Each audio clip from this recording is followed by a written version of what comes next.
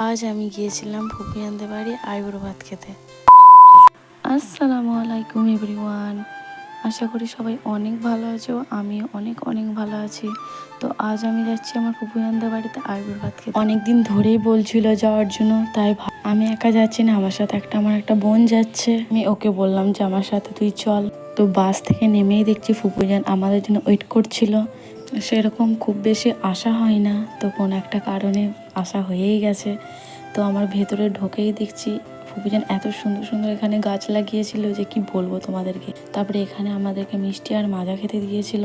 এখানে আমরা খাওয়া দাওয়া কমপ্লিট করে সবাই মিলে একটু বসে গল্প করছিলাম।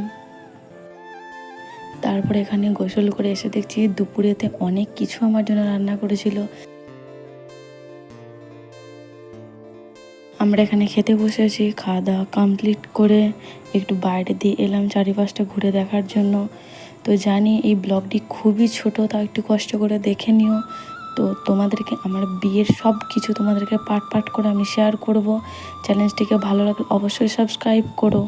তো ভেতরে এসে আবার আমি এই গাছগুলোকে দেখছি, কারণ আমার এত পরিমাণে ভালো লেগেছে কি বলবো। আর ফুপুজান ভীষণ গাছ পছন্দ করে, তাই বাইরেও দেখলাম অনেক কিছু গাছ লাগিয়েছে। এখানে যেরকম সবেদা গাছ, আরও গোলাপ গাছ, আরও অনেক অনেক কিছু গাছ ছিল। ঠিকঠাক আমি সেরকম নাম জানি না, বাট তোমাদেরকে আমি দেখিয়ে দিচ্ছি। আর এই ফুলটার কী নাম সেটা তোমরা অবশ্যই কমেন্ট করে জানিও।